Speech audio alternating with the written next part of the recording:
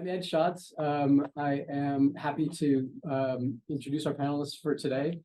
I'm glad to see you all here on a Friday afternoon for this very important panel, important discussion, important topic, geopolitics along the Belt and Road, maps, debts, and digital infrastructure. And we've, thanks to Rachel Sylvie, we have a sort of an innovative way of doing this. We've got two people building upon each other. I'm sure they agree on a lot, but maybe not on everything. And we'll have plenty of opportunity to bounce ideas off of each other. Our typical thing here at the Monk School is one speaker, and it ends up being speaker and audience back and forth and back and forth. It can be illuminating, but with two, we've got more moving parts and probably more richer and even richer conversation.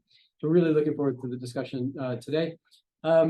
Today's event is sponsored by the Belt and Road in Global Perspective project, which is funded by the Social Sciences and Humanities Research Council of Canada, and also by the Asian Institute and the Center for European, Russian, and Eurasian Studies. Did I miss anybody? Did I get to geography? Yeah. Not the Department of Geography. Okay. We didn't ask them anyway. So we're really delighted to have two terrific speakers here today to get us started. What we thought we'd do is give each of our speakers about 30 minutes, and they'll build upon each other as you'll see, and then we'll open it up to Q&A and discussion, and I will moderate that probably with the help of Rachel Sylvie over here. So let me first introduce John Agnew, who is Distinguished Professor of Geography at UCLA, where he's been since 1996. Before that, he was a little closer at Syracuse University. He's a fellow of the British Academy and a member of the American Academy of Arts and Sciences. He's a specialist in political geography. If you don't know his work, please have a look at his bio. Any number of works on political geography, important works on populism, mapping populism, and specialized work on China. Some co-authored. That I think there's much food for thought there. So let's go ahead and start with John, who will be speaking on what maps hide Sri Lanka and China's BRI. Okay, thanks Ed for the introduction, and thanks for inviting me here. So I haven't been in Toronto a long time, but it's good to be here, even if it's in deep winter. At least by my standards, if not anymore. I remember it's not winter. Winters can be light. No, yet. not yet. This is fall. Snow, yeah. Snow isn't up to the windows yet. Okay, what I thought I'd do today, because I knew it was going to be like the dog and pony show. It's not clear who's the dog and who's the pony here, with Tom, that I'd go through a bit of an overview of the history and development of the China's Belt and Road Initiative, and then focus particularly on the whole question of indebtedness, with specific attention to the case of Sri Lanka, which has appeared a lot, particularly in the popular press, the financial press, especially Financial Times, Wall Street Journal, and so on, as somewhat like a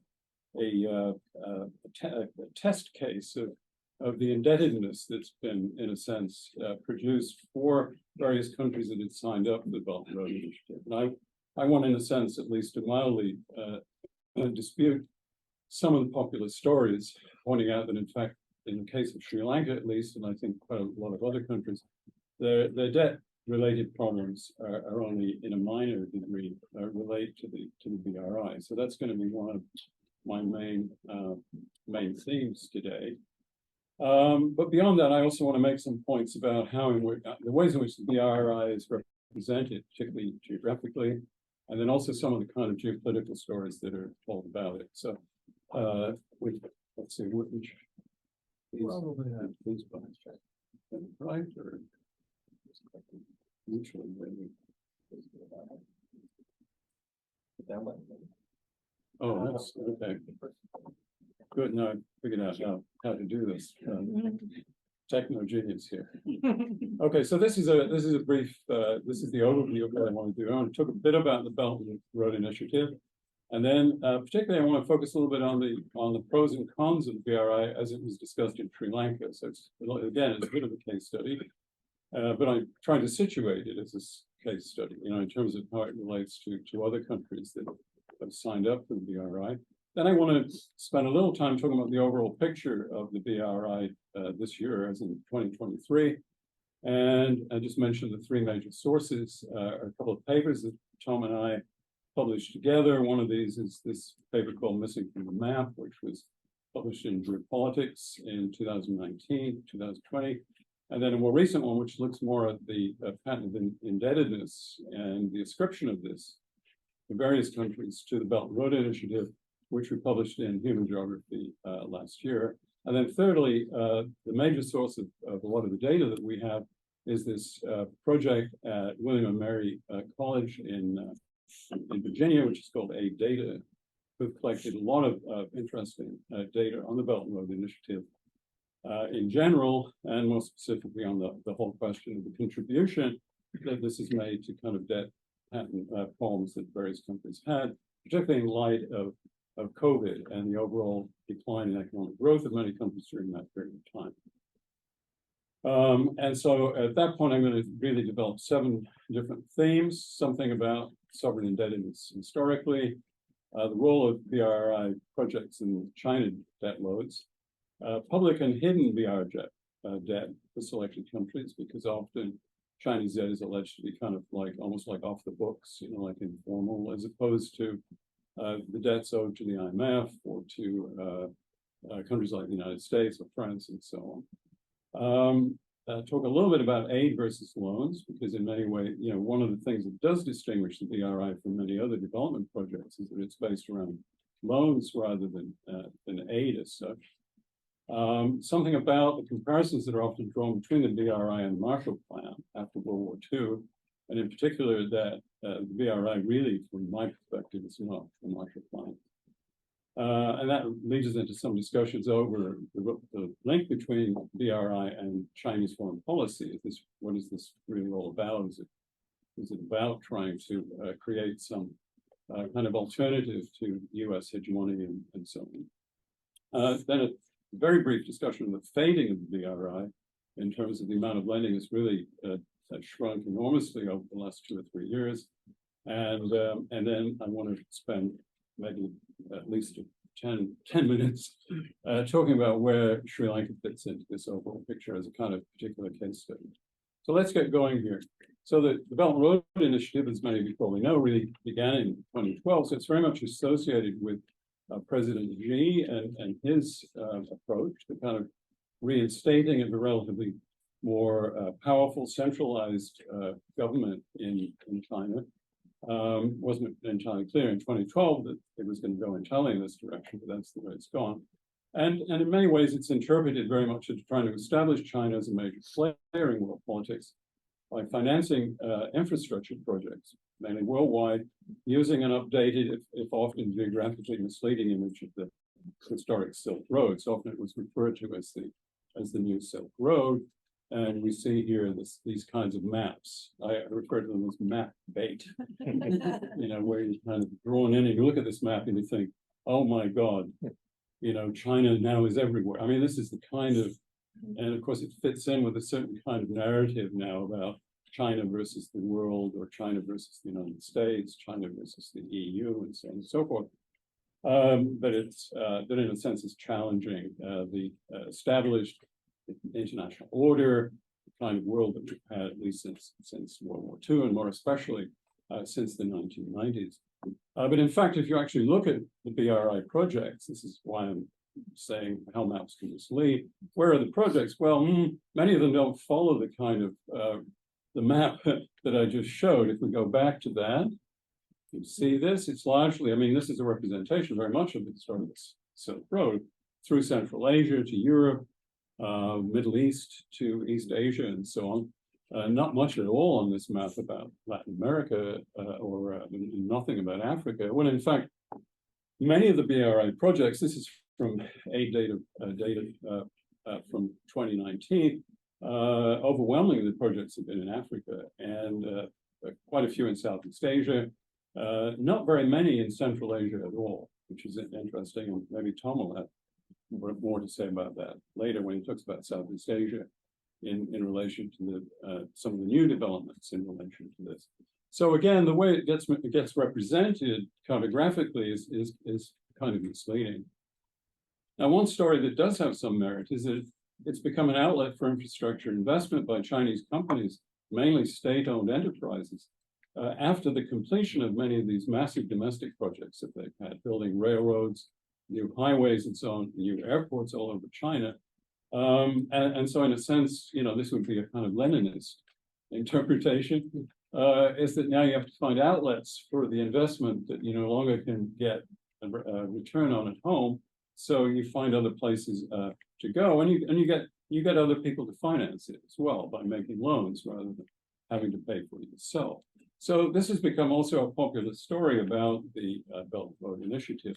And there's a certain truth to this, because many of these state-owned enterprises really have kind of literally run out of road inside China itself. And so in a way, it's been a national policy to try and pursue it beyond this world. It's very oriented to physical infrastructure rather than foreign aid covering a wide range of public goods, as has often been the case with other kinds of foreign aid. We can see here, if we look at this by sector, Chinese investment in construction in different sectors, overwhelmingly in energy, things like, coal-fired power stations, transport infrastructure, incredibly important part of the BRI, metals and mining. Not quite clear what the real estate section is, maybe commercial offices or whatever. But you can see other stuff, things like health or tourism or whatever, really much lower down the list here. And then during the pandemic, the Chinese government started producing these kinds of ideas of extending the Belt and Road Initiative.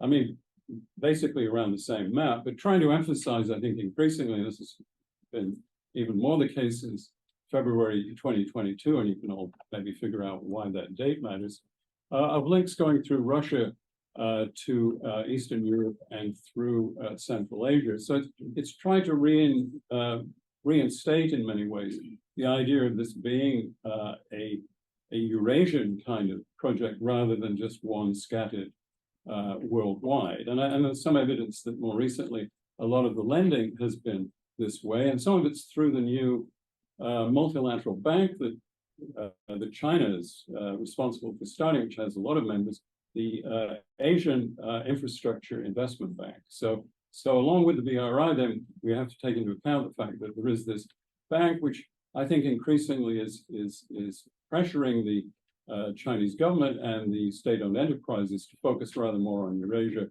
and rather less, as was the case from 2012 down until 2016, on projects in Africa and other regions, for which, so far at least, there's both been less of a return, and in more than that, we should also help build up increased indebtedness amongst many of the African countries, as we'll see in a minute. Now, not everything that's lent by the Chinese government is the Belt and Road Initiative. This is another problem with a lot of the ways in which the Belt and Road Initiative is discussed in the financial press, like the Financial Times, for example, often has been remiss, I think, in not distinguishing the two. But you can see here that the BRI became much more important, obviously, after 2012, but other forms of aid have also been important over this period of time, but all of them have declined since around 2017, 2018, down to the present day. And we can see this more specifically with the Belt and Road Initiative itself. So lending really peaked around 2014, 2015, and it's really gone down since then. So the BRI then is not what it was in terms of new projects or in terms of overall spending. And this one goes through last year, so it shows the net decline. And here we see how Chinese overall development spending, so spending outside of China on projects parallels this. So it's not exactly the same, but overall Chinese governments are now spending a lot less on this. You can see this figure is called end of the road in terms of overseas development financing, but it covers the BRI, but also covers other kinds of lending that the Chinese government has been doing over the last few years. So, so currently there's a lot of discussion of whether the BRI is maybe running out of steam or something of a spent force. Now, I want to just briefly, because I'm going to come back again to this at the end, talk about the debate about the BRI in Sri Lanka. So this is around 2012 through 2014, and there were different viewpoints amongst different groups in Sri Lanka. Remember, Sri Lankans had a long-lasting, terrible civil war that only largely labeled as between Sinhalese and Tamils, Sri Lankan Tamils, that comes to an end in 2009. So 2009, 2010. So Sri Lanka as an economy is in pretty bad shape. We all sort of maybe acknowledge that. So the BRI is seen by one political party in Sri Lanka as a way of trying to jumpstart Sri Lanka's economic development after this terrible civil war. And partly this reflects a kind of Sri Lankan view going back really to the Cold War of being, as I've put here, friend of all and enemy of none, you know, kind of good sort of tweet, not necessarily, you know, telling you very much about the nature of Sri Lankan foreign policy, but in a sense feeling stuck between India and China and in one framing, and between the United States increasingly and China on the other. So Sri Lanka, in a sense, pleading agnosticism. But there was a lot of enthusiasm among certain groups in Sri Lanka for the BRI, particularly at that time, one political party and its leaders who also happened to come from that part of Sri Lanka where there was a proposal to build a particular port, which was the Hambantota port. This is on the southern tip of Sri Lanka. And this and a couple of other big projects, one involving the extension of the port of Colombo, which is the capital city, which is on the west coast of Sri Lanka. These two big projects started in 2013, 2014. So through the BRI in 2019, about 10% of Sri Lanka's total external debt was owed to China. It's probably around, I've estimated around 20% or so in 2023.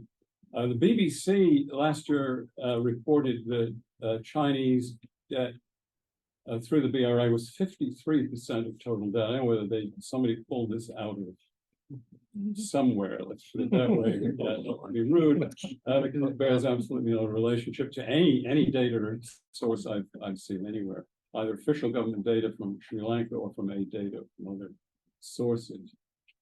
But nevertheless, it's seen now and widely interpreted that Sri Lanka's got this big debt problem, and it's largely down to borrowing from China, from Chinese banks to finance projects that largely involve Chinese firms and the Chinese labor force as well, that tends to come along with many of these projects. But the role of Sri Lanka's national and local politics was very important in the choice of these projects. I think we need to emphasize this. These weren't projects being imposed on Sri Lanka, and particularly the Hambantota port, which several U.S. secretaries of state have emphasized was somehow this project to get a entry into the Indian Ocean, you know, for the Chinese Navy and so on. In fact, it was the lease then and the port management were in fact chosen by the Sri Lankan government. These were not things that were imposed upon Sri Lanka. And in fact, there was a US company that could have in fact managed it, but they chose otherwise. So as we'll see later, the overall problem of debt in Sri Lanka has relatively little to do with China and with the Belt and Road Initiative. And other countries may in fact have more serious problems with China debt alone. I mentioned just three here. These are the three with the most serious, the three large countries with the most serious debt: Laos, Zambia, and Pakistan. Anyway, we'll come back to that later. Here's just a picture, just to jazz things up a bit, of the Colombo port construction, which is still underway. Well, now I want to go through my themes and end up back focusing heavily on Sri Lanka. As we know, indebtedness is, as anyone will tell you, Canadian or American, certainly European, indebtedness is not just a poor country problem here. We can see here over time, this is a graph that Tom prepared for our paper that was in Human Geography last year, showing over time the ups and downs of indebtedness. This is the indebtedness of governments. So this is fiscal imbalances, far more being borrowed than revenues account for. And you can see here that over time, developed economies like the United States, Europe, and so on, have had more of a serious crisis than have had poorer countries labeled here as emerging economies. And some of this follows the business cycle, various crises, the Asian financial crisis, the 2007-2008 financial crisis, and so on, particularly important for more developed countries. But as you can see here, the indebtedness problems are less severe overall for the world's least developed countries compared to the more developed. The difference between them, of course, is the U.S., which has very large fiscal deficit, finances its deficit in its own money, in U.S. dollar. The poorer countries, they're financing their deficits in the U.S. dollar, over which they have no control. Other countries like Japan, which also have very, very high debt loads, largely finance their debt domestically. And so it's Japanese banks, Japanese citizens who hold most of Japan's debt. So that also makes it less of a problem for them. So you have a double whammy in the case of countries like Sri Lanka and so on, in that they're borrowing money in foreign currency, and most, not all, but most of their lending is to foreigners rather than to domestic audience. So that's the big difference between them and many of the world's more developed countries. So what's the overall picture with debt to China, particularly from the BRI then, say as of 2019, which is the last year for which we have really much data. And this includes both public and what's called hidden debt, which often doesn't always appear. It means that the government in question didn't publish in relation, say, to projects that it took on with Chinese state-owned enterprises. But there's a very wide range of situations, as we'll see. Countries like Laos, the Kyrgyz Republic in Central Asia, and the Republic of Congo really have quite serious debt loads in relation to Chinese entities. And Djibouti in East Africa is the most indebted to Chinese entities. But there are many other countries where there is a hidden debt problem, which is unreported to local populations but owed to China. Indonesia, Vietnam, and Laos are the most serious cases. And much US journalism, in fact, focuses on these cases. It focuses on Laos. Anyone reads the Financial Times, I mean, they're seeming like over the last 6 months, they're obsessed with Laos, as if it was the best case study of the whole problem of indebtedness through the BRI. But then these other countries where there is a hidden debt, which means that, in fact, governments have conducted fairly secret negotiations. And it's only through looking at the books of Chinese state-owned enterprises that you can actually figure this out, because the countries in question are not very open about it. In Indonesia, Vietnam, and Laos are the most serious cases. And Sri Lanka is certainly not one of these. These are the countries, so we have a map here showing the darker colors on here are the ones that have the debt to China in percent of GDP. Djibouti, for example, 96.1% of its GDP. It's all of its economy. The amount owed to Chinese state-owned enterprises is equivalent to 96.1% of Djibouti's GDP. It's by far and away the highest. So there's nowhere that's above 100%. But you can see here there are quite a lot that are between 23.1 and 96.1%. So these are done in percentiles. And the yellow ones on here are ones that have lower debt loads. And Sri Lanka fits into one of these lower categories. But you can see there are some that are fairly significant. The darker the red on here, the more serious the debt load. And so there are some countries where it's undoubtedly the case. These are 8 data estimates of public and hidden debt to China. You can see that Sri Lanka's is very small. That would be the red on this graph here. The red is the hidden debt. Indonesia, Vietnam, and Laos seem to have the highest amounts. This is where there's a discrepancy between their accounts, countries' accounts, and those of Chinese state-owned enterprises who are saying they have all these projects. In Indonesia, a lot of these are railroad projects in Jakarta and on the island of Java. In Vietnam, it's again a number of railroad projects. In Laos, it's entirely a railroad project that runs from the Chinese border right down to the southern part of the country. And so again, when you're trying to be careful and looking at hidden as well as public debt, you can see that the pattern here is quite varied. Pakistan has overwhelmingly the highest debt load to China. The Chinese model of lending also has drawn a lot of critical attention, particularly in the Western press.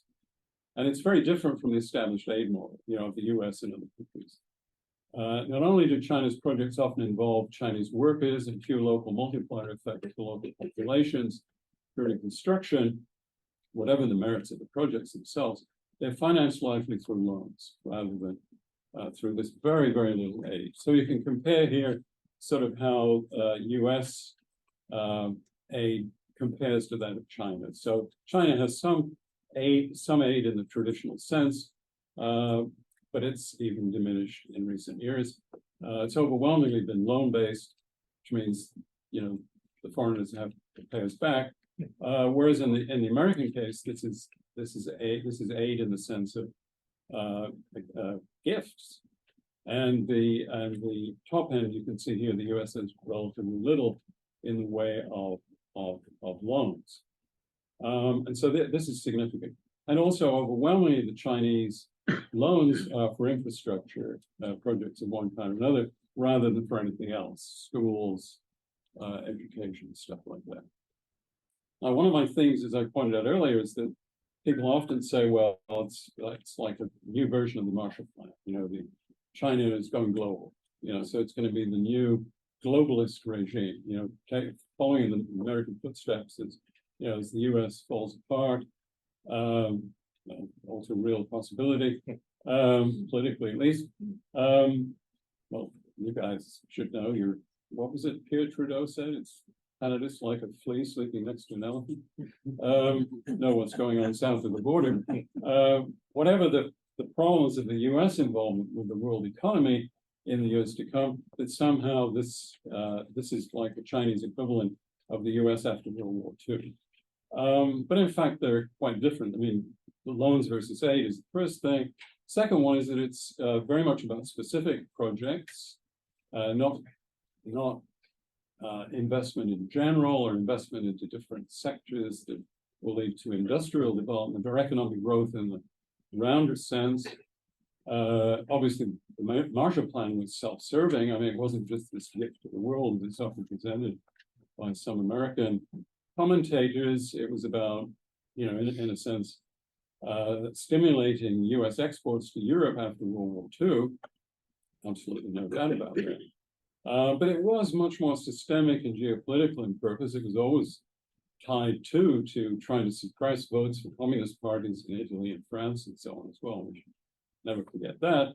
And it's not clear in this case, the Chinese case, what the particular systemic or geopolitical goals are. I mean, they've spread this money far and wide. It's not clear that many of the countries that are borrowing from them have any particular attachment to China as such, or to China's role in the world. So it's much more an economic and structural project and doesn't have the multidimensionality of the Marshall Plan. I did have a table in here, looks like it disappeared while flying from California, but it was kind of too detailed anyway. So let's move on. So my sixth thing was that the BRI is in fact peaked. And 2016-17 was the peak year. Since then, and beginning before the pandemic, the volume of outward investment associated with BRI is much declined. And there's also much evidence that China is turning back inwards again, particularly over the last 2 or 3 years, partly in response to the pandemic, I think, but also increasing domestic economic issues in China. Youth unemployment, a huge property sector that's overinflated, all the banks that are associated with that now facing various crises. So almost like a fiscal crisis internal to China. Demographic issues relating to increasing an aging population and so on and so forth. And has faced also increasing reluctance to participate in the BRI from potential partners. I mean, several countries have backed out of the BRI, including Italy most recently, although that never really made much sense anyway. But that was of certain propaganda value, at least, to the Chinese government in 2019. So Italy's literally been a member from 2019 to 2023 with absolutely no impact whatsoever. So back with one of the earlier graphs, then the rise and fall of the Belt Road Initiative. So it's hard to see this continuing in the form that it has. Perhaps projects coming along, maybe it'll bounce back. Maybe this is cyclical. Hard to see. It looks much more structural than cyclical to me. And partly this is about belt tightening, I think, in China itself. This is China has really reined in its infrastructure program. I don't think, and the value of the individual projects themselves, you can see here, has decreased. It's not overall spending, but also each project now tends to be much smaller than the ones that were being financed in 2014, 2015. I think that's a really telling sign, I think. Nevertheless, over this period of comparing sort of the period 2000 to 2012 with 2013 to 2017, you can see how important China was in overall development-related spending worldwide. I mean, really eclipsed the US enormously between 2013 and 2017. Since then, really slipped back more, very much towards the US, Japan, and Germany, which are the other big spenders on foreign aid. One of the reasons, and this is part of the argument for why there's been this cutback, is now China spending a lot more money, in a sense, trying to rescue the projects that it's already invested in. So China's increased what's called rescue lending. So the BRI now, even though new projects have really declined, they're in a sense now bailing out the old ones because many of the countries are defaulting on their loans. And you can see here, this is 40%. So Chinese rescue lending represents more than 40% of IMF lending in the 3 years to 2021. So from 2018 through 2021, China became, after the IMF, the major kind of rescuer of countries, and overwhelmingly, of course, countries that were members of or participants in the Belt and Road Initiative. And so it's in a sense paying off. Now, using money that might previously have been used for new projects, you could argue, in a sense, to help pay off or not so much pay off, but recycle the loans that had been taken out previously. And increasingly, the Chinese government really is also bailing out its banks. So many of the projects were financed, particularly through the Chinese Export-Import Bank, or EXIM for short. And you can see here over the period of 2050 through to 2021 here, how much, in fact, this was the case. This was swap loans, so that the Central Bank of China has, in fact, increasingly been underwriting the loans that are being recycled for earlier Belt and Road Initiative projects whose loans have not been repaid on time, so that they're, in a sense, bailing out the banks whose loans have not been met. And increasingly, they're doing this not with dollars, but using the Chinese currency, the yuan or renminbi, which we prefer. There's really been a shift in currencies of China's loans versus the US dollar. You can see here over time, the new loans taken out increasingly in yuan, and many of the new bailouts since 2019, 2022 are in Chinese currency rather than in US currency. Now, you may say, whoa, this is a sign, China's like feeling its oats in terms of replacing the dollar, with the yuan. But actually, it's a measure of desperation, because it's a way of not using their dollar deposits, the money they have in the bank with US dollars, but using Chinese yuan, given the fact that yuan versus dollar exchange rate has gone down quite significantly over the last few years. So in a way, China is doing this because in a way this is the way of trying to get out of the hole that they're in, which has been through historically using dollar amounts. But this also then makes their projects increasingly unattractive in countries where they would rather that the investment be made in US dollars rather than in Chinese currency. Now, China itself, though, is also facing this crisis at home. I'm going to really pick up the pace here. It's faced with expectations for growth here. You can see here China versus other countries here versus the world at the top there. And China's still above average in growth, but it's regressing to the mean. It's not going to have the kind of growth rates of 7 to 10% and so on that it had over the period from 2000 through to 2014 or so. It's going to be down to anywhere from 4 to 5%, which is better than many other countries, but nothing like what it had in the past. So it's going to have less money, in a sense, to invest in things like the Belt and Road Initiative, and this would be China's regression to the mean in growth. So it's coming down now from these incredibly high rates of growth earlier in the century, down very close to where the rest of the world tends to end up, and that's why it's in regression to the mean. It's going to where the rest of the world is tending to be, and we can see here the spectacular rates are these are not going to come back. I don't think there's any doubt about that. And so where incomes in China are also not rising as fast, they're still going up, but they're not rising as fast as they were before the pandemic. And so China's also then faced with, how do we finance this stuff? Whatever our goals, are we trying to replace the United States? Are we just trying to defend our own kind of situation in the world? Are we providing an outlet for our state-owned enterprises? Or is this, which is a kind of more imperialist kind of, in Leninist terms anyway, sort of enterprise or what? It's not entirely clear. So the fuzziness about the goals of the BRI itself is going to come back in the sense of wanted effort. Well, where does Sri Lanka fit into this? Well, again, the major source of data we collected on a whole bunch of countries, and we examined China debt GDP ratios for 2019, and the average of this distance of each country from the average for this for all countries, and change in GDP per capita in 2020 relative to 2019. And then we also concocted a COVID-19 vulnerability index.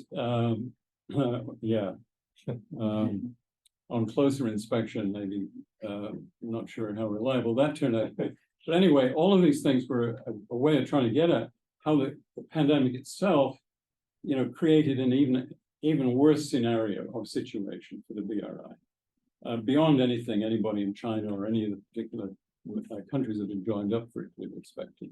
Anyway, we arrived at 8 groupings with only the top 3 groups facing the worst case scenario. And Sri Lanka is, in fact, these are the worst case ones. You can see here. Djibouti, Tonga, Maldives, the Republic of the Congo, that's Brazzaville, not the one next door, the Kyrgyz Republic, Cambodia, and also Niger, Laos, Zambia, Samoa, Vanuatu, a lot of Pacific islands in here, as well as some other cases. Anyway, these were the ones with the worst Chinese debt GDP ratios. So we had 8 groupings. Sri Lanka is in fact in group 7. Okay, here. Really one of the lowest, next to lowest group out of the 8. And you can see here a very low index of Chinese debt to GDP, compared to some of these others at the top here, like the Republic of Congo, or the worst one, of course, here is Djibouti. Djibouti and Tonga are a bit of outliers, so it would be wrong to use those as the litmus test. But you can see the other countries in the same group as Sri Lanka here: Uganda, Sudan, Fiji, and so on. But Sri Lanka still has an incredible debt problem. I mean, there's no doubt about that. But again, the tendency has been to read this through these projects, particularly the port in southern Sri Lanka, and say, oh, yeah, they bought into this, and now it's come back to haunt them. And as I point out here, in April last year, Sri Lanka defaulted on its overall foreign debt, and has been in negotiations since with the IMF, with whom it finally made a deal last month, I mean, October 2023. And so it's been restructuring its debt. But is the BRI to blame for Sri Lanka's problem? Well, if you read the Financial Times or Wall Street Journal, absolutely. I mean, it's this Chinese thing, you know, it's the China did it, you know. But in fact, this isn't really the case. Sri Lanka has one of the highest debt to GDP ratios of any country on earth, 72% in 2021. It was only 48% in 2019. So you can see during the first year of COVID and so on, it made it worse. And so Pakistan, who else have we got on this list here? Egypt, Ghana. I mean, there's a long list of countries here with serious debt problems, all of which are a lot less severe than that Sri Lanka's. And certainly in Pakistan's case, you could argue that a lot of it's down to the BRI. I mean, there's lots of evidence for that. But is China and the BRI to blame for Sri Lanka's problems? My answer is no. Sri Lanka's problems are very low revenues relative to interest payments on total debt. So its revenue capture is very low. This is on all kinds of sources of revenue, from internal, you know, from income tax to customs duties and things like that. And so its interest payments have risen almost to match those you can see of the revenues that it takes in. So it's got, so most of the revenues that are raised now in Sri Lanka are used to pay off its debts rather than to invest in anything new. But it's been selling bonds to foreigners that's been the big problem for Sri Lanka since about 2015. Not really loans to China or from anybody else for that matter. And this is a cumulative problem that's been built up since the end of the country's civil war in 2009. On top of that, it had a huge loss of tourism income during the pandemic, poor management and corruption in prestige projects like that of the Colombo port, and then government decisions such as banning chemical fertilizers. Some of you may have heard of this, without really having a plan to replace them with anything. And these had all negative impacts on Sri Lankan economy. And its historic buildup of debt load then to both domestic and foreign bondholders and foreign creditors. And we can see here. But this is the true picture here. This figure I have here. China, you see, accounts for, you know, some, but, you know, minor. So that's painted here in scary pink. Is the amount owed to China in two different categories. And you can see that far and away the largest category here are bonds. And we can see here how this has been built up over time. Private creditors are really the big problem for Sri Lanka. Not the government of China or Chinese state-owned enterprises or the IMF, multilateral lending agencies, or for that matter, Western governments of that part. You can see here, increasingly, things have been financed in Sri Lanka, like in many other parts of the world, rather than through raising tax revenues through selling bonds to foreigners. And then this comes back to point you when the interest rates go up, which of course is what's happened over the last year to 18 months. And you can see here that much of the money that Sri Lanka now owes is for interest on bonds, 70%. The amount owed on debt to official creditors here, which would include China, is in the blue on these pie diagrams here. Yes, I need to finish up here. So just to finish up, Sri Lanka then is heading in the direction of Argentina. And its problems are more like those of Argentina than anything associated with the Belt and Road Initiative itself. It's financing its government through foreign lending and through massive amounts of conversion of its currency into foreign currencies, overwhelmingly the US dollar, then people keep in bank accounts. And so the wealthier people in Sri Lanka overwhelmingly are participating in a different economy from that of the rest of the population, which is essentially what's happened to Argentina over the years. Inflation has been the other big contingency because interest rates have gone up. This threatens debt repayment when a lot of it's on interest. Interest rates are on bonds, of course, shift over time. And its foreign exchange reserves, they've started to revive over the last 6 months or so.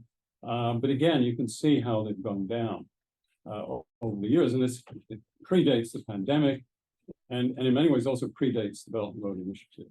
So Sri Lanka's problems then are only very minor, in a minor way, related to the BRI. So it's been a controversial program because it seems to favor Chinese firms and workers over those of the presumed recipient countries. It's primarily a loan and not an aid program. It's also led to charges of debt traps. And Sri Lanka has been like a poster child for this. But as I point out, facts don't actually fit that story told, as I said, particularly by the international financial press. A lot of the problems are attached more to the Sri Lankan government than anything that any Chinese agency or agent has done. So closer examination then reveals a range of situations. Sri Lanka seems to be one of the less problematic, in one of the less problematic groups in relation to the Belt and Road Initiative. In early October 2023, Sri Lanka's government reached a restructuring deal with China's Export-Import Bank, and its overall debt load is pretty awful. But as I pointed out, a lot of this is down to its bond problem more than its loans, including external debt, and it provides limited funds to meet its debt serving requirements. And it was not coordinated at all with China and other government and multilateral creditors, but this was the government of Sri Lanka's choice, not that of China. So the BRI may have actually peaked as a program. It remains to be seen what happens next. China's future economic growth prospects, internal politics, and the strains on its infrastructure firms, particularly having now to bail out previous loans, will be determined. Thank you. Sorry.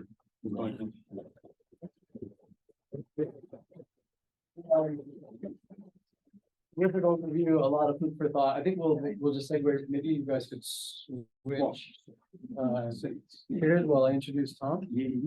Good. Thank you. Yeah.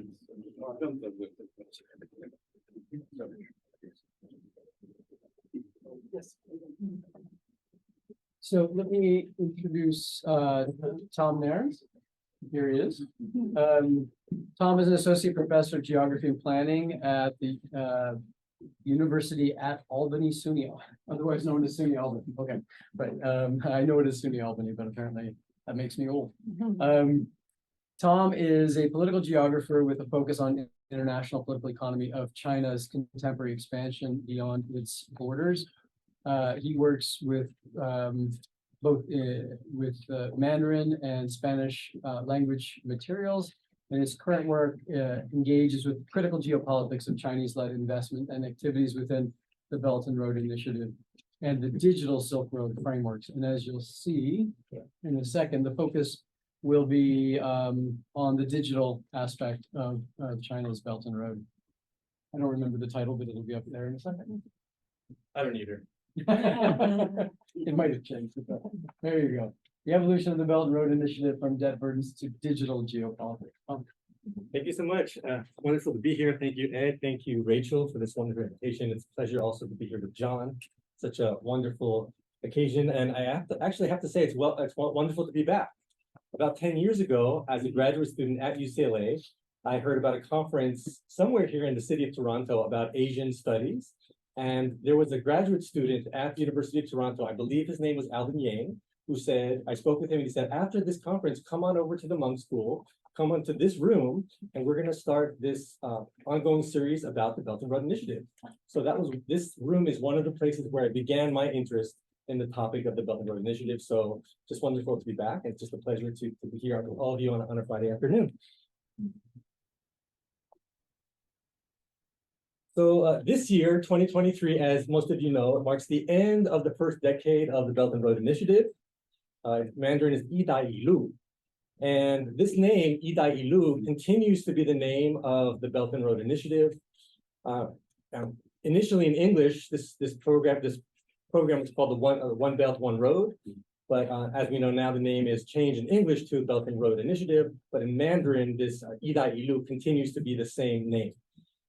So international political economy perspectives locate the BRI's emergence as part of the international infrastructure-led development paradigm that arose in the aftermath of the 2008 global financial crisis.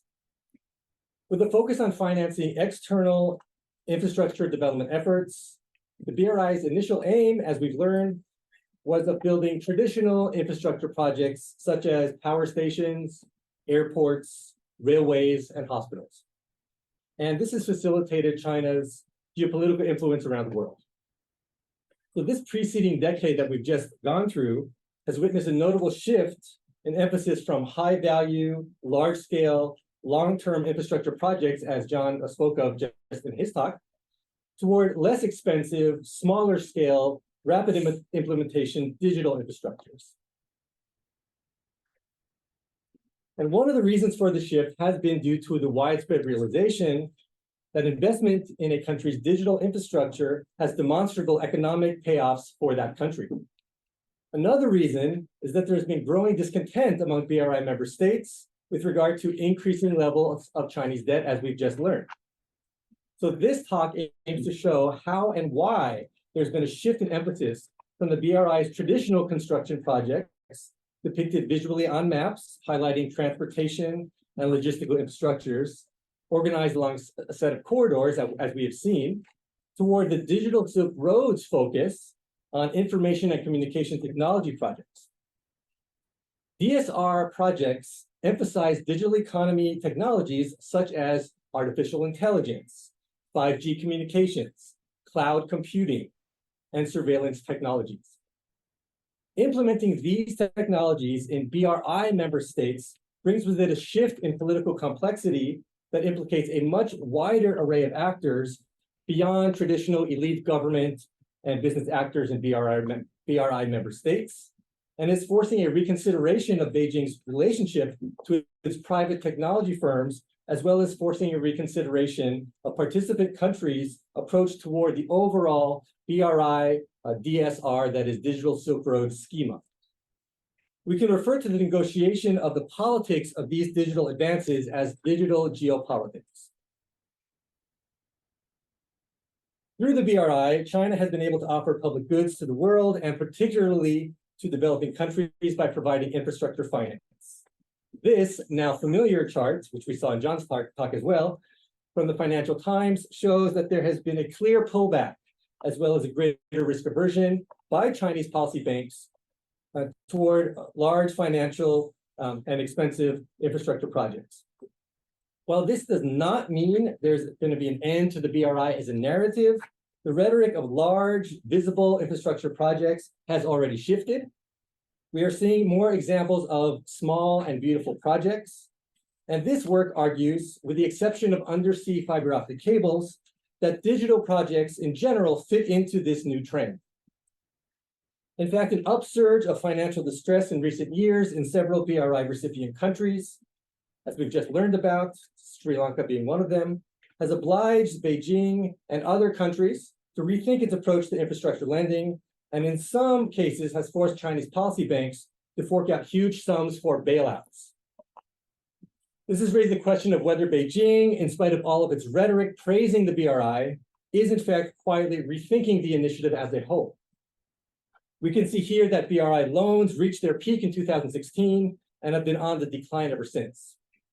The introduction of the digital Silk Road concept in 2015 occurred at a point in time when BRI member states may have needed a new reason to continue engaging with the Chinese economic actors in spite of their concerns surrounding indebtedness and opacity in financial lending. So there are numerous reasons that explain why the BRI has experienced a decline away from its lofty aspirations of win-win economic collaborations, centering on China-financed, capital-intensive infrastructure projects. Increasingly, China's BRI investments in Asia are sparking suspicion and resentment, in part because they are often viewed, according to a recent Economist magazine article, as, quote, fostering corruption, fueling environmental vandalism, and distorting national politics, unquote.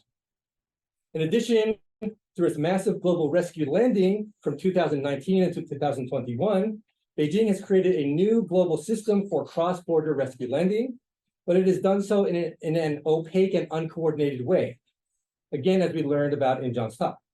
In short, Beijing's issuing of $78 billion in bad loans that have had to be written off or renegotiated since 2020, has translated into a major financial burden, both for China and for its BRI loan recipients, according to James Kinge of the Financial Times. Kinge states that these countries are being pushed to the brink of insolvency by slowdown in global growth, rising interest rates, and record high debt levels in the developing world. According to Harvard economist Carmen Reinhart, these lingering Chinese debts, if left unresolved, will negatively affect the fabric of the borrowing country. In October of this year, however, Chinese President Xi Jinping, at a speech at the Third Belt and Road Forum, clearly sought to hype up the Belt and Road Initiative and clearly sought to refocus attention on the maturity, ongoing vitality, and future direction of Chinese international development finance. First, he highlighted that the Chinese Development Bank, the China Export-Import Bank, and the Silk Road Fund will receive new infusions of capital for lending. Furthermore, he stated that China has committed to, quote, promoting both signature projects and small yet smart livelihood programs. This goal, at least in his speech, clearly demonstrates an intention on the part of the Chinese government to, at the very least, attempt to rekindle the discourse of its global ambitions and perhaps signals the return to overseas lending in a way that serves development and diplomatic goals while at the same time limiting risks. Xi Jinping's speech also highlighted China's commitment to ongoing development of digital initiatives, including e-commerce cooperation, market expansion for digital products, and perhaps most important for digital geopolitics, the Global Initiative for AI Governance. While increasing levels of Chinese debt have certainly been a prime factor leading to the tension within the BRI, these changes and developments have been happening, of course, in an environment where the Chinese economy's internal digital infrastructure, along with China's digital connectivity to the global economy, have been advancing rapidly, starting relatively recently. Interestingly, both China's internal and external digital connectivity efforts have been facilitated by public health concerns, each of which necessitated remote communication and information exchange. These public health concerns were the 2002 SARS epidemic, which accelerated the movement of Chinese domestic actors and processes online, and the 2020 coronavirus pandemic, which fast-tracked China's participation in global digital economic processes. In both cases, Chinese technology companies jumped at the opportunity and necessity to digitize many sectors of China's economy.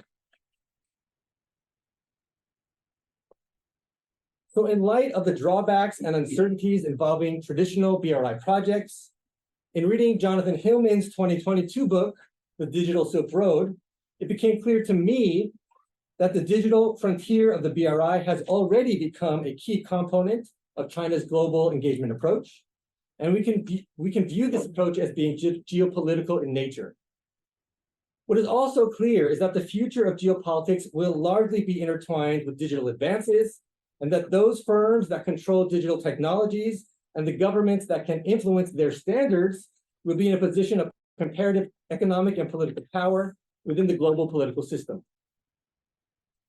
These seminal ideas from Hillman's book have led me to think about China's role in relation to Ian Bremmer's vision of three different global orders. With the first order, the security order, the US will attempt to use its power in global security to try to bring more of the world's economies toward it. And we're already seeing this starting to happen with semiconductors and with critical minerals, just to name two examples. With the second order, the economic order, which is definitely multipolar, we see China trying to use its dominant commercial position to align more of the world diplomatically. These are the two world orders that we see already in existence. The third world order, which is emerging now, is arguably even more important than these first two orders, and that is the digital order. And the digital order is not run by governments, but by technology companies. Technology companies allow leaders to speak to their soldiers on the front lines of a war, and it is technology companies via social media platforms that have the ability to promote disinformation and conspiracy theories. Technology companies increasingly determine our identities. These examples highlight the staggering amount of power held by these firms. And herein lies the dilemma and tension for Beijing. The dominant motif of China's government has always been that a strong, robust, and growing Chinese economy will help ensure Communist Party leadership in China. The idea has always been that the Chinese Communist Party, the CCP, was guiding and controlling the show, so to speak. But with the rise of a digital global order, it is the technology companies, the Chinese versions of which were at first fostered by the CCP, but have now been viewed as more of a threat to the stability of the party, that have a clear knowledge and power advantage. So the CCP is struggling to figure out how it should deal with Chinese tech giants such as Baidu, Tencent, Alibaba, and JD.com. As I see it, there are three forces fueling the debates surrounding the emerging digital Silk Road. The first is the awareness that BRI membership in and of itself has shown to boost the country's information and technology capacity, even without joining the digital Silk Road. But joining the digital Silk Road as a BRI member to begin with, joining the digital Silk Road has shown to boost the country's information technology capacity even more. The question here is, to what extent would countries with this dual membership, BRI membership and DSR membership, be able to continue to engage with other international economic partners? This is based on recently published work with my colleagues at UAlbany and at the Bank of Korea. The second is trying to determine the path that the DSR will take, the digital Silk Road will take moving forward.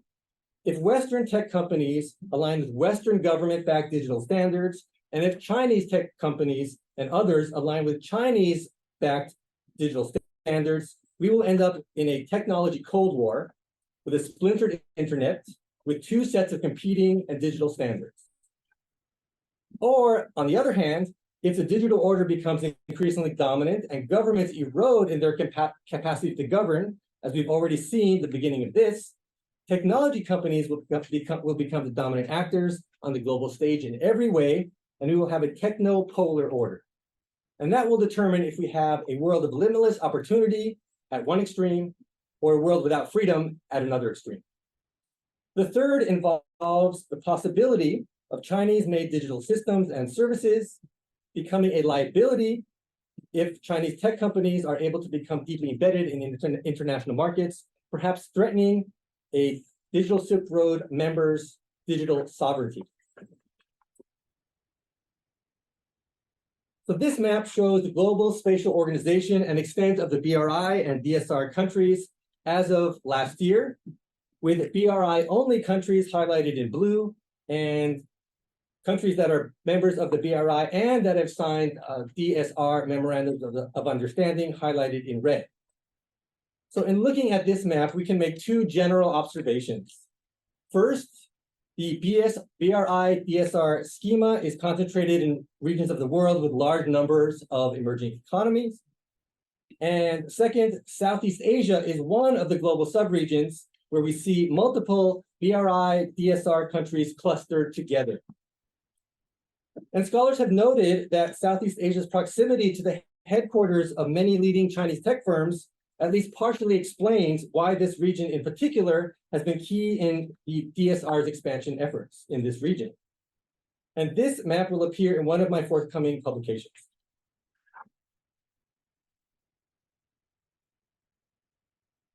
An often asked question is, will the DSR go the way of the BRI? That is, will this latest digital upgrading effort experience a surge of interest before ultimately falling out of favor with numerous participant countries for various political and economic reasons?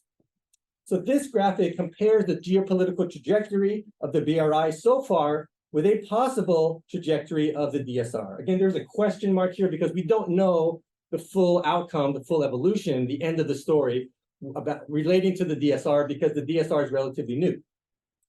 Note that the BRI is state-driven and was triggered in part by industrial overcapacity within China's domestic economy. And this was perceived by other countries as an opportunity to learn from China's development model and connect with the Chinese economy. The BRI has emphasized traditional physical infrastructure, as we know, and this worked well until many BRI countries found themselves saddled with large amounts of Chinese debt. The Digital Silk Road, however, is less state-led and more private firm-led. Connecting with these firms is viewed as a pathway for economic growth and digital global connectivity. We've seen the digital technologies such as 5G communications, artificial intelligence, and cloud computing already pointing to new political and economic paradigms. Many of the DSR projects use these technologies and are smaller, that is less expensive, and take less time to complete as compared with traditional physical infrastructure BRI projects. As a result, DSR projects incur less debt compared with many BRI projects, as I just mentioned. While this is a positive benefit of DSR projects for recipient countries, the nature of DSR technologies leads to concerns over potential Chinese tech firms' interference in recipient countries' social and political issues. While it is impossible to tell with any certainty if the trajectory of the DSR will eventually follow or mimic the downward path of the Belt and Road Initiative, the widely discussed Western-led normative and ideological drive to foster worldwide resistance to Chinese technology is likely to have limited effect. The possibility of a decline of the DSR is much more likely to occur due to one or more of the following three scenarios. And the first scenario is that Chinese firms, if they are restricted to accessing core components of their industrial supply chain, then that would be one of the ways that the DSR would be hampered. In the second scenario, internal Chinese political power struggles between Chinese tech firms and the CCP could potentially derail this initiative by stymieing growth and success of the main DSR stakeholders, namely large Chinese tech companies. This scenario represents the domestic political tensions that are growing in China due to the inability of China's Communist Party to effectively control and monitor its leading, commercial technology companies. Any threat to the CCP's control over the workings of Chinese society is viewed as potentially destabilizing. In the third and final scenario, Beijing decides to unilaterally assert its authority and control over data held by Western companies operating in China. This would undermine the faith in Western companies' ability to operate not only independently, but also raises ongoing concerns about foreign companies' data being monitored clandestinely when such data relates to Chinese consumers interacting with Western firms. Given these three scenarios and their relative likelihood of coming to fruition or not, in the near term, BRI and DSR proponents are likely to continue working together given the timeliness, demand, and urgency of digital connectivity and the needs associated with the economies as they emerge from this post-COVID-19 period. As Paul Triolo states, quote, as BRI countries seek a post-pandemic boost to their digital infrastructure capacity, China's tech conglomerates, including both private sector and state-linked firms, are likely to receive new state backing to help them respond to this increasing demand, end quote. So given the clustering of DSR countries in Southeast Asia, I have decided to look more deeply at digital geopolitics in this region. First, the urgency of examining the DSR in Southeast Asia stems from this region being the geographical ground zero with respect to the contentious role digital technologies are playing as drivers of US-Chinese geopolitical competition. Second, demographic growth trends in Southeast Asia indicate that 78% of the population of this region, roughly 350 million people, are 15 years old or older, a demographic known as digital consumers. Southeast Asians are the most active users of social media in the world. Third, China's large tech companies in Southeast Asia are engaged in a strategic effort to secure dominance in the market ahead of any attempted entry by American adversaries. And fourth, in addition to China's leading technology companies such as Alibaba, Huawei, and ZTE, which are headquartered in coastal provinces, the logic of Southeast Asia being a target for international market expansion seems to be a natural expansion of how digital businesses operate. So these political, economic, and historical conditions have convinced me that examining the digital geopolitics in Southeast Asia is valuable and will contribute to our understanding of the geopolitical impact of the digital Silk Road. The book project that I'm currently working on represents a forward-looking political and economic analysis of the ways in which digital geopolitics is likely to shape the trajectories and digital rights of countries and citizens in Southeast Asia.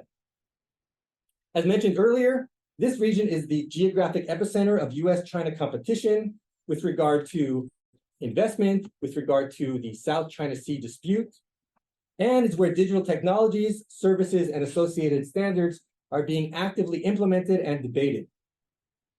So this work draws on interviews and textual analysis and highlights examples from Indonesia, Malaysia, and the Philippines to show how the evolution and implementation of the digital Silk Road in this region plays an increasingly crucial role for those countries seeking great power status and global centrality, as well as those countries seeking to climb the global political economic hierarchy, while also being held accountable for their citizens' rights. So here on this slide, I've listed the draft outline of the book, and let me just briefly highlight the chapter's contents. So the introduction tries to lay out what I've explained as being the reason for looking at the digital Silk Road in Southeast Asia. In chapter 2, I go into detail looking at the specific technologies that make up the digital economy, technologies such as artificial intelligence, cloud computing, undersea fiber optic cables, 5G communications, etc. In chapter 3, I address in more detail the big existential question: will the digital Silk Road follow the decline of the Belt and Road Initiative? This is a question that many of us studying the Belt and Road Initiative are asking. In chapter 4, I look at the real key issue of the day, which is the tension between Chinese tech firms on the one hand. These are the firms that have the knowledge and have the customer savvy to engage with countries and customers to build out digital projects, and the tension and anxiety and fears of the Chinese Communist Party on the other hand, which is has been responsible for controlling and guiding the Chinese economy. And I'm using Jack Ma, the founder and chief executive of Alibaba, as the framing of this investigation. In chapter 5, I look at post-pandemic nationalism and the role that digital repression has played in Southeast Asia, and to what extent has the Chinese digital Silk Road been an actor in facilitating this repression. And in chapter 6, I look at Southeast Asian civil society organizations, which are really equivalent of non-governmental organizations, NGOs, and how they play a role in trying to safeguard the digital rights of citizens in the age of this emerging digital Silk Road. And finally, chapter 7 tries to wrap up all these ideas into a singular thread, which emphasizes the importance of this digital Silk Road in Southeast Asia. And so what I want to do with you now is just talk a little bit more detail about one of the chapters, about chapter 6.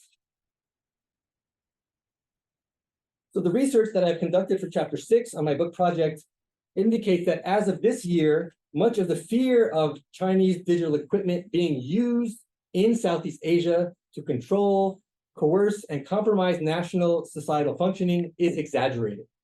In fact, the digital equipment that is being used in countries like Indonesia, Malaysia, and the Philippines is being used by national leaders for the purposes of maintaining their own power and attacking domestic democracy advocates, not to cater directly to Beijing's foreign policy directives.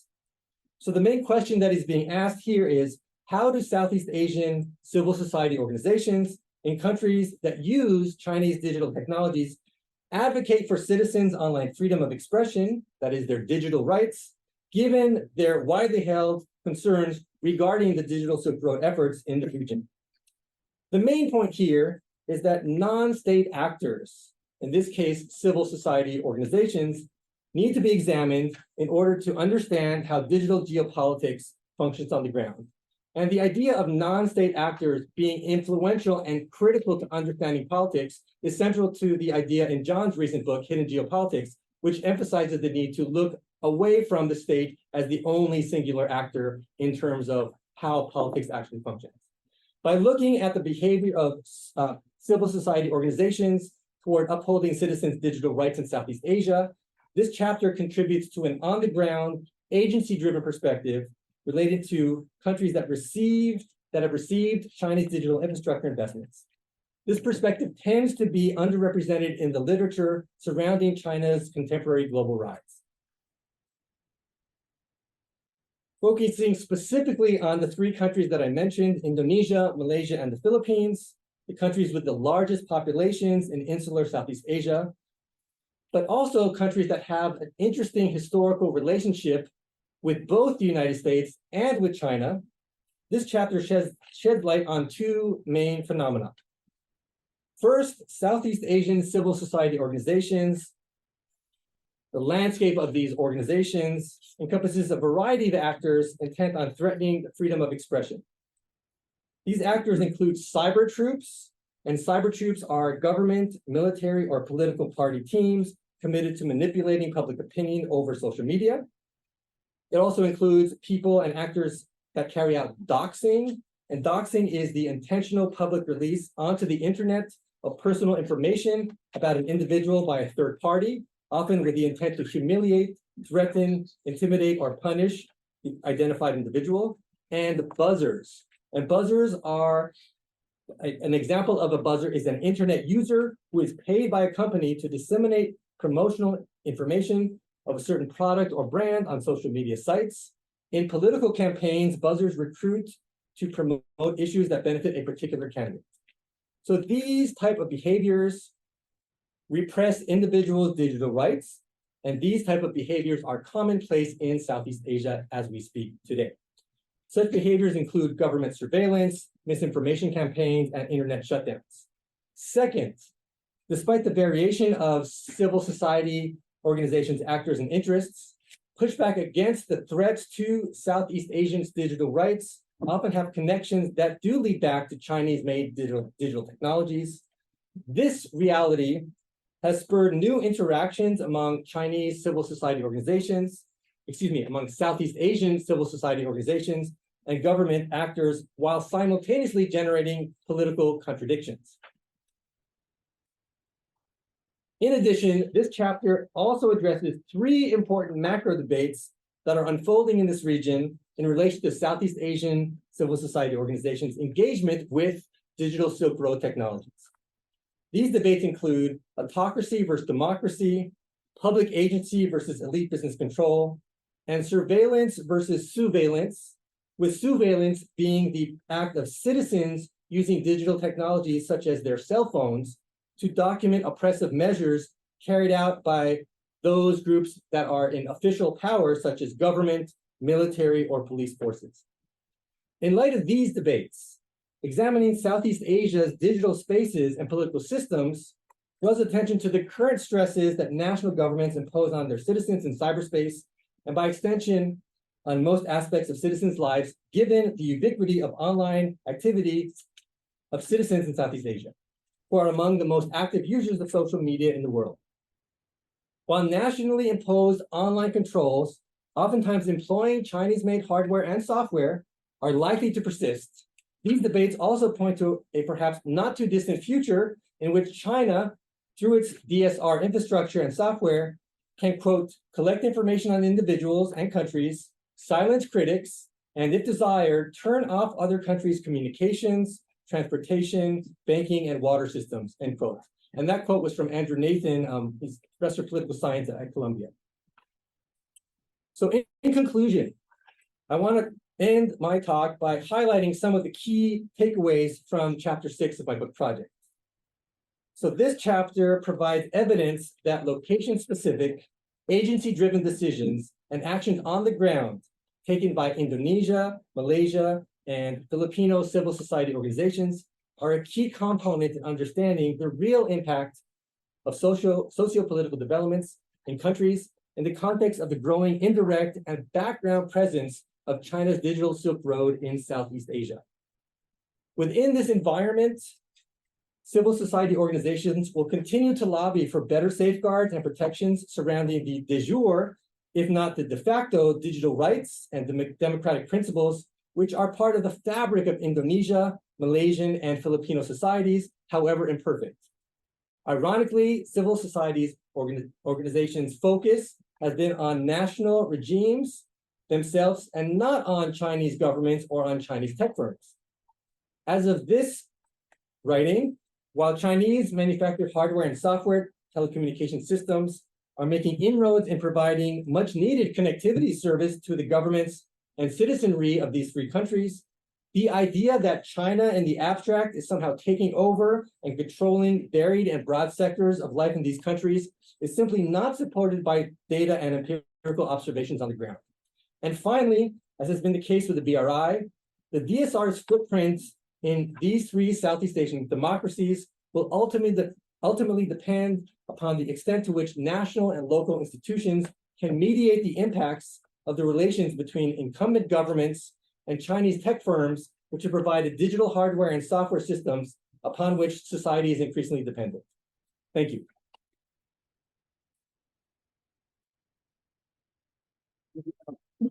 Terrific. I suppose you stay where you are. Okay, and we've got about a half an hour for some discussion. I suspect we may not get to the bottom of all issues in half an hour, but if people have questions, please go ahead and raise your hand, and I'll start a list, and we'll go from there. Okay, in the back over there. Why don't you go ahead in the back? Get us started. Professor Agnew, thank you very much for And sorry, if you don't mind, because we only have 30 minutes, this is not directed at you, it's directed at everybody. Try to be as concise as you can. Thanks. Thank you very much for making difference between Marshall Plan, which is mostly aid, and BRI, which is mostly loans. Now as China and BRI does, we think we'll take the opportunity to get in with another Marshall Plan and rescue all our allies who have gone to Chinese bosom by buying all the loans and going back. After all, we have money. We just threw away $115 billion on Ukraine and Israel last year, right? So there's a lot of money. And make a small sporting comment on Professor Lawrence about DSR. Pakistan, CPEC, which I'm familiar with, the fiber optics in Laos, the Chinese telecom and companies are making tons of money, like Zong and all that.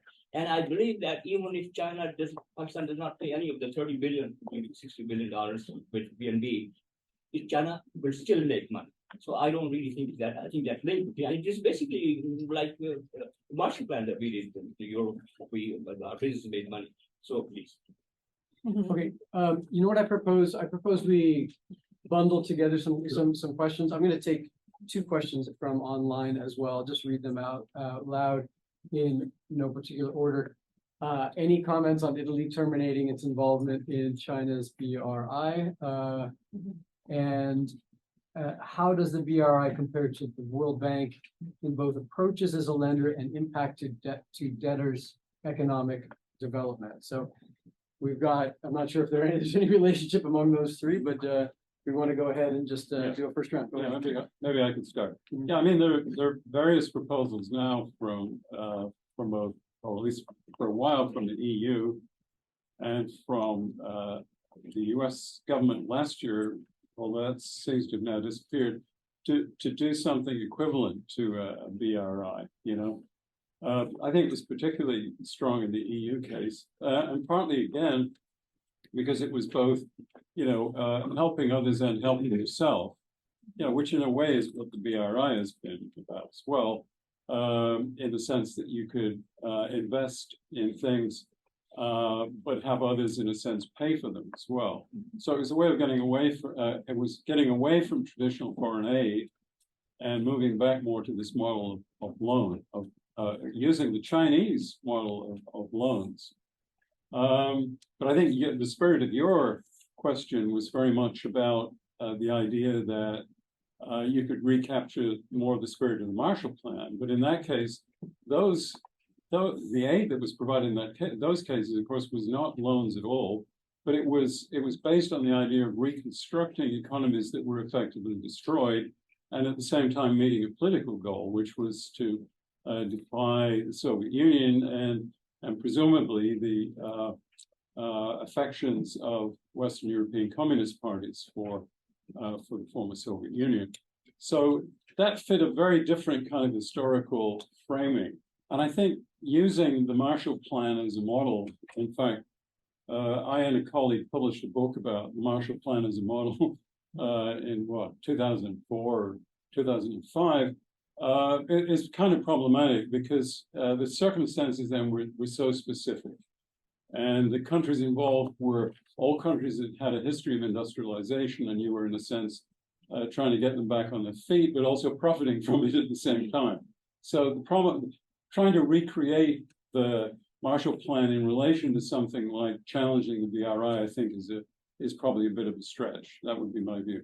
Now, the World Bank operates very differently from how Chinese policy banks and Chinese state-owned enterprises operate. I mean, it really does involve dispersing aid that comes from the member countries and so on for specific projects. But none of those are loans. That's all, in a sense, financial aid. So it's given without any kind of what's the term? Any kind of things attached to it. You know, conditions. It's unconditional. It doesn't have any of the strings attached. That's right. So that's a very different kind of loan. Now the Asian Infrastructure Investment Bank, which the Chinese government has been sponsoring, operates very similarly to the World Bank. So it does that kind of thing as well. And it's based on money being provided by the member countries, and China is the major contributor to that. So China does have something that you could see in the future substituting for the BRI, which I think is a much bigger, better financed Asia Infrastructure Investment Bank. So was the nature of your question that? Well, it was a comment that DSR in fact is making money. I don't think that this link between business and government has been made sufficiently. Yes. In fact, as the point I was saying, if China loses all the money this land, it will still make money.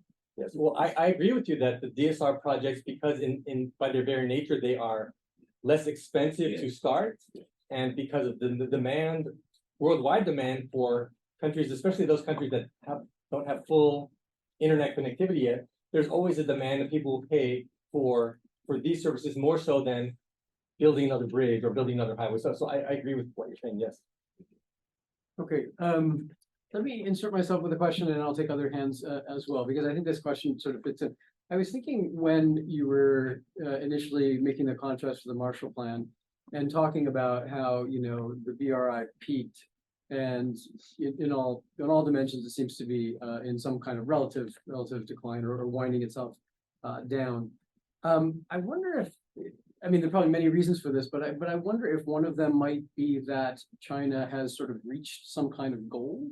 If the goal, if you take the goal of this, and I'm sure it was ill-defined, I'm sure it depends which agency you're talking to, but if one of the goals of this from the get-go was to provide an outlet for Chinese overproduction and just to get stuff to market, there does seem to be a point where there are enough roads, there are enough bridges, there are enough ports, and that at a certain point it becomes diminishing returns, and so maybe then you shift to the digital or something like that.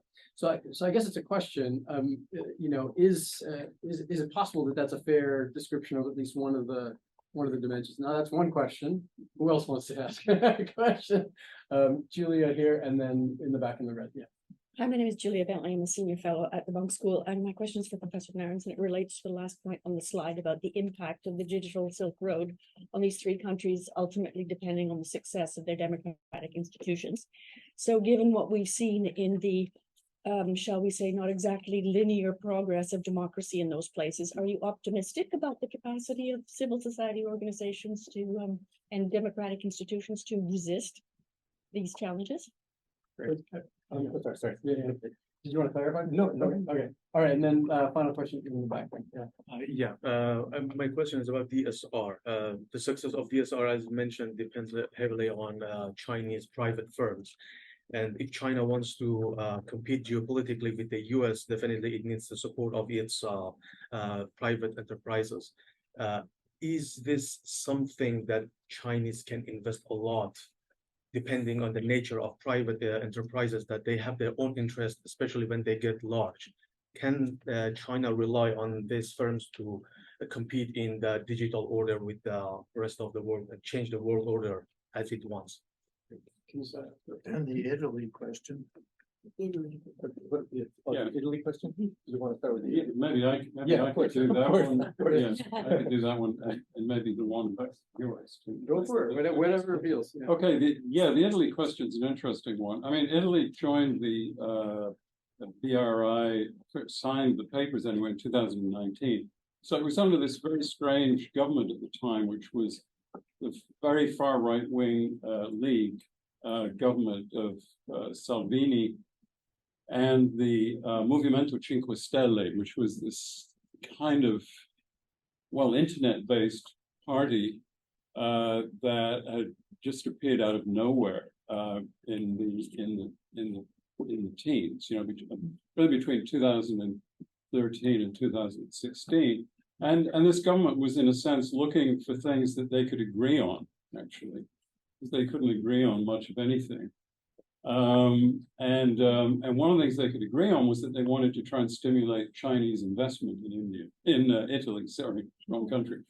And they thought that joining the BRI was a way to doing this.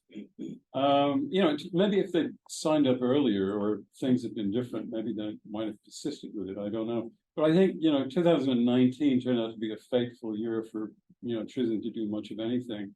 Because then 2020, everything goes haywire with COVID. China's reputation in Italy sinks through the floor. I mean, largely connected to the early days of the pandemic. And I think also, of course, you now have a different government since last year. You had a technocratic government in between, which under Draghi, that really wasn't very keen on this, and I was going to say dragged its feet, but that's really bad. But really wasn't invested in the whole idea. So there's been a complete lack of enthusiasm in Italy for this, and in fact, making this decision has probably been one of the more popular things that the current government has done since it came into office last year. So I think it was kind of inevitable. Almost any government that came in, I think, would have cut this off. It also was never clear quite. I mean, Portugal, I think, is the only other, correct me if I'm wrong, Tom, other EU country that ever signed up any papers for the BRI. So maybe a couple of Eastern European countries did too, but none of them have really had any projects in them at all. So it's been a kind of nominal affiliation rather than anything that's had any teeth to it. So I don't think it had much of a future anyway. That would be my view of that. And then the question you asked, which was about this kind of a natural impasse in a way. Well, I think there may be two things that I would say to that. One is that many of the projects have never been finished. I mean, if you look at Pakistan, for example, the country now is stuck with this really quite heavy debt load, but many of the projects, like the port on the Arabian Sea, I mean, there's been some highway construction from China through and into northern Pakistan. There's no doubt about that, to provide that link down to the coast. But they've run into a lot of trouble in Baluchistan, where they've had opposition from the local population. Again, a lot of the opposition in Pakistan has been to the use of Chinese labor. When in fact, you have huge numbers of unemployed people in Pakistan. So the governments of Pakistan have had to deal with that.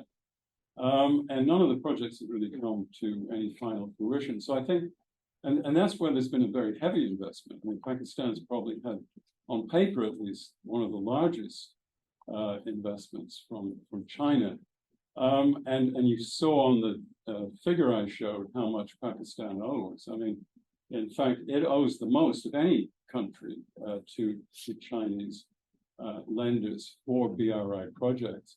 So I think one is that the projects haven't come to an end. They haven't really been that successful. So I think that's the first thing. And then secondly is increasing resistance from countries, even ones that have signed up, as I was just pointing out with Italy, to really actively participate in it.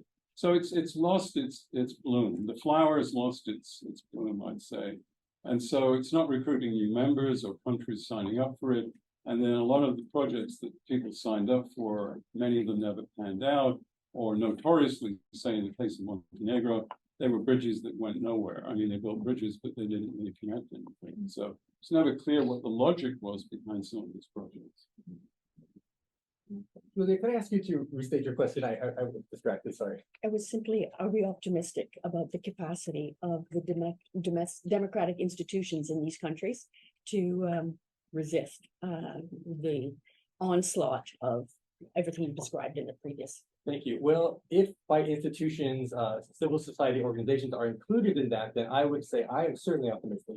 In my interviews with members of civil society organizations in these three countries, they are clear about the obstacles that they face, about their understaffed, underfunded organizations, but they're also clear about their mission. And even though they face threats to their own lives, they are clear that they live in a democracy, that there are values that they want to uphold. So there are certainly individual citizens and organizations that are pushing for democracy and for protecting and upholding citizens' online rights against the oppressive regimes that they are in. But as you know, the point that I was trying to make was that China is not the oppressor here. It is these regimes which supposedly oftentimes used the COVID-19 excuse to expand surveillance of society, supposedly to monitor COVID, the spread of COVID, but of course, there were other reasons to do so as well. And in fact, Julia, your name is in my notebook in my hotel as someone who I have to interview to continue on with this book. So I have to get that. I have some perspective on Malaysia, where I spent 3 years, so Yes. I'd be happy to discuss Thank this you. with you. Great. All right, let's do another round of questions. I don't think I answered. Well, yeah, this is another question. Regarding what, sorry, go ahead and, Okay. any other responses to the last question? Oh, I just wanted to answer your question regarding the idea that Chinese tech firms would be somehow willing to cooperate with the Chinese government.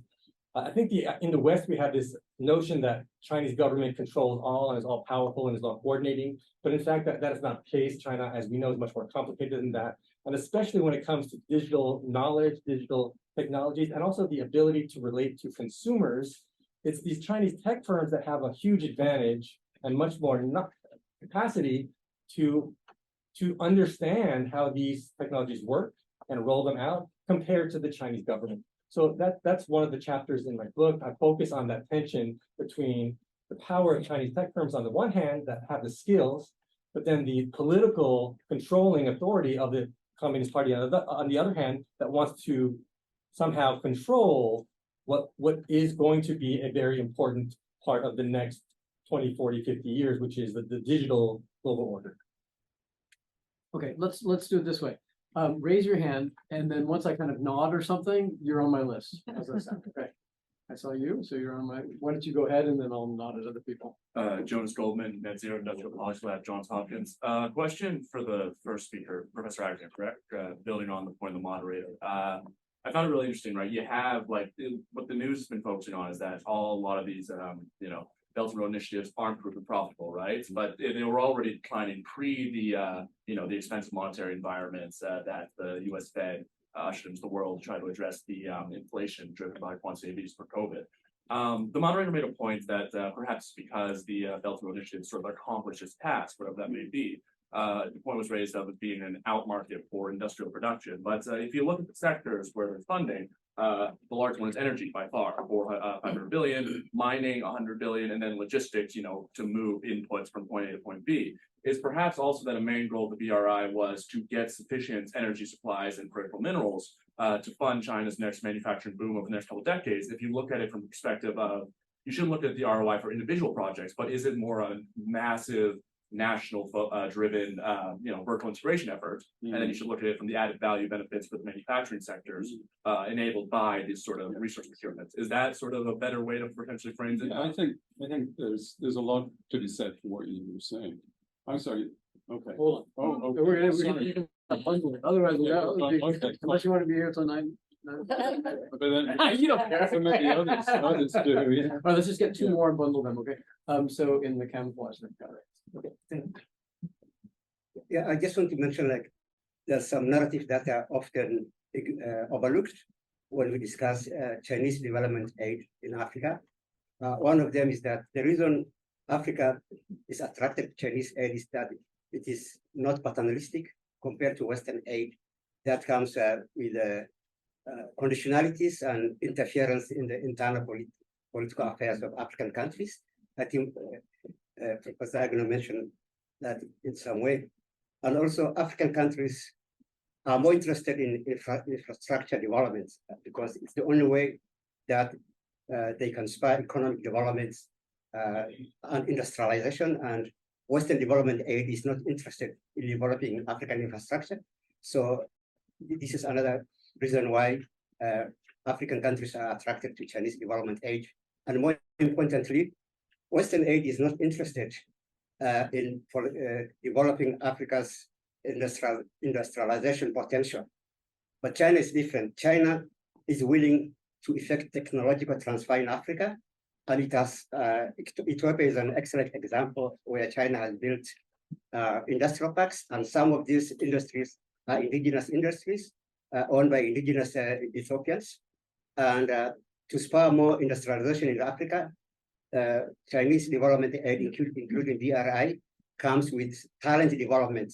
So China is willing to trade the next generation of African scientists, technologists, and industrialists. So that's also important for Africa.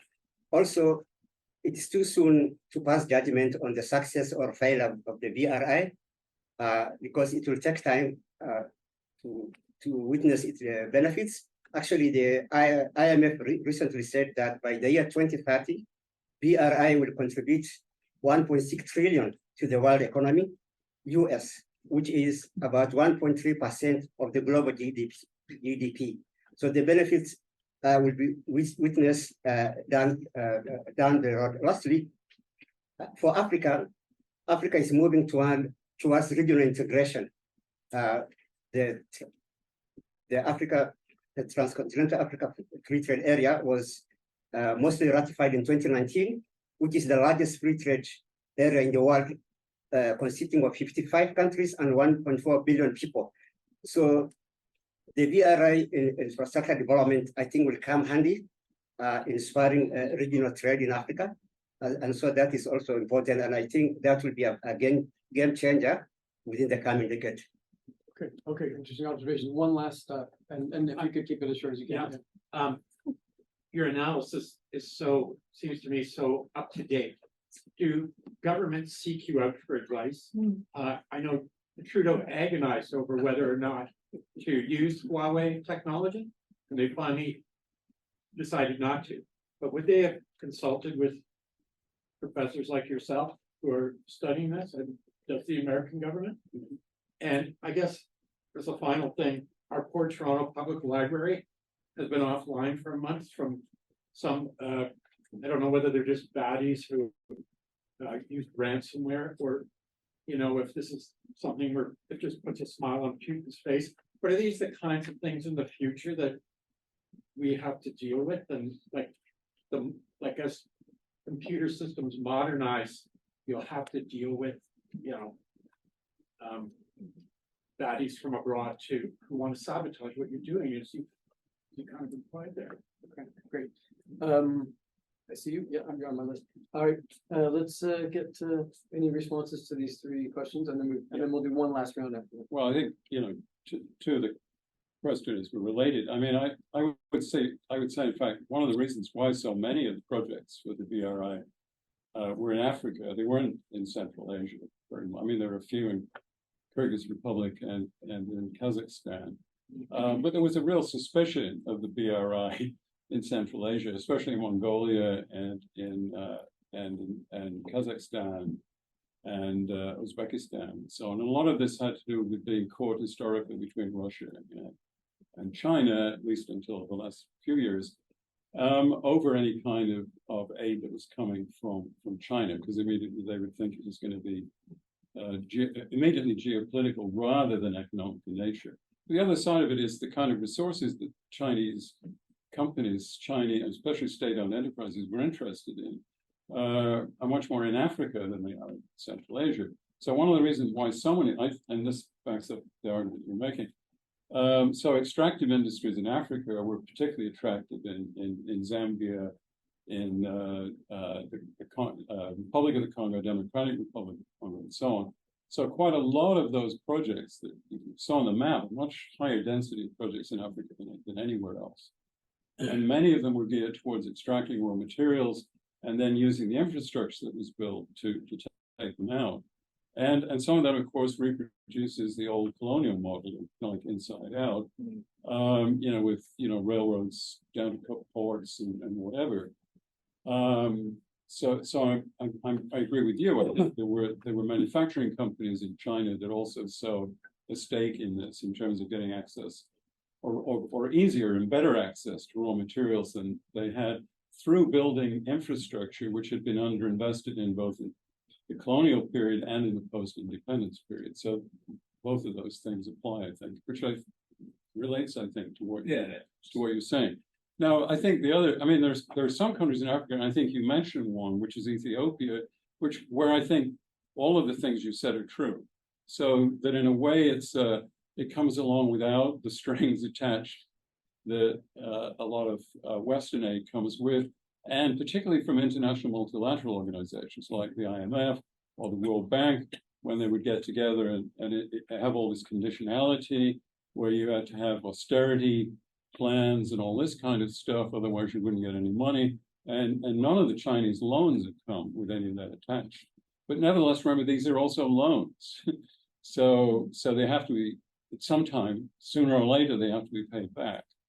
And many African countries now, as I pointed out, Djibouti has the highest, it's a very small country, of course, but Zambia has had a very, very serious problem with its Chinese loans in terms of paying them back. So it's, I suppose my answer to you would be that it's not just a one-way street, I agree, and that there have been benefits to some African countries in particular from the Belt and Road Initiative, and the conditionalities attached to it have been significantly less than those often attached to loans, to aid from Western countries and from multilateral banks. You're absolutely right on that. So it's wrong to just portray the BRI as just a rerun of colonialism, which I think was kind of what you were saying, and I think that is mistaken to say that. Nevertheless, there are these hidden costs associated with it, particularly when governments themselves are not very transparent about the conditions under which they borrowed money. And that's been the problem in Zambia. A huge amount of really hidden debt that only then suddenly appears. And then how do you prioritize paying back that debt? Who comes first? You know, that kind. And that's a problem any number of countries now face. Particularly the ones like in the Sri Lankan case that have also been borrowing very heavily in selling sovereign bonds. So I think you're absolutely, I don't disagree with anything you said. And to your point, no one listens to academics.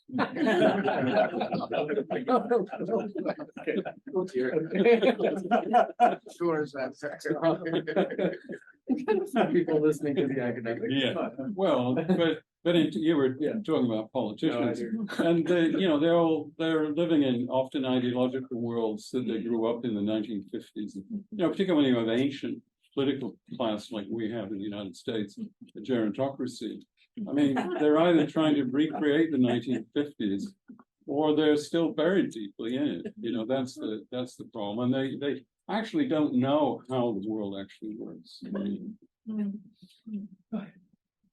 Yeah, well, just to your point regarding will we have to be concerned about a library not having internet connection or other type of technological aspects of our lives in the future? Absolutely. The thing about digital technologies is that unlike BRI projects, bridges and roads and highways, we don't see them as clearly. They are hidden in that if you study and research them, yes, you can find them, but average person walking on the street doesn't see an internet router, or you don't see undersea fiber optic cables.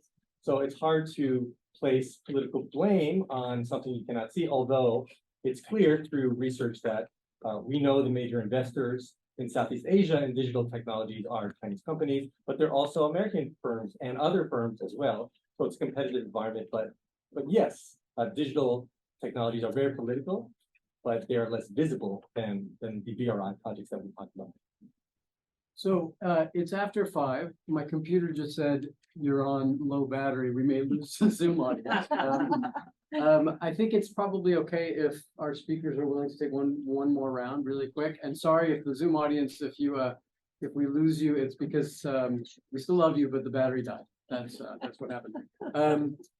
Yeah, over here, and then I've got the why don't you go ahead and just be brief as you can. Both speakers will talk about from the outside perspective, you know, whether it's aid or loans. But I found very little touch on the domestic side. I mean, this Belt and Road Initiative is not, you know, popularly conceived as, you know, making China great again. But there are a lot of opposition saying that this is one shall be. And with the shortage of resources in China to face domestic problems, there will be increasing constraint on the ability of regime to offer this type of, despite, you know, the outside response. I think the more and more opposition will come from the inside, and that will restrict further going on with the initiating. Okay, great. And then, no, you skip. Okay, please go ahead. Okay. Sharon Goldhawk. I worked overseas 25 years with the Global Affairs on Contract. I'm a dual citizen, American Canadian perspective, but I swear by I'm American born, Canadian bred. I have to ask because I was the Malaysia Singapore desk officer, also posted in Mongolia and South Africa recently. The whole idea of Malaysia, Indonesia, and the Philippines being the sort of measure of where are we going and if their democracy is going to hold and that's going to protect us. And I have to say, Malaysia, I worked with quite a long time. In Thailand, it was obviously a proximity to Indonesia, but the Philippines is where I trust the most, as I know from American alliances and that. But Malaysia and Indonesia are going to be the stalwart holding pattern for democracy for everyone.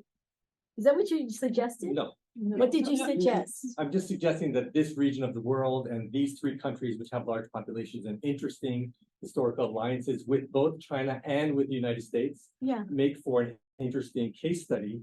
That's what I'm suggesting. I'm not suggesting. Why those 3 countries? Well, because of geopolitical competition in the region, because as I mentioned, the historical relationships that the regimes in these countries have had with both China and the United States, with the fact that companies, Western and Chinese companies, are both investing heavily at the moment in digital technologies. So there are a host of reasons. I'm not trying to say that Malaysia is a classic case for holding the torch of democracy. No, Yes. yeah, I'm not implying that. And just so you know, Mongolia is an amazing, the meat and sandwich between Russia and China after spending 4 years there. The whole idea of what's really going on there with the digital, you should look at Mongolia now, okay, or the last 10 years. Thank you. Okay.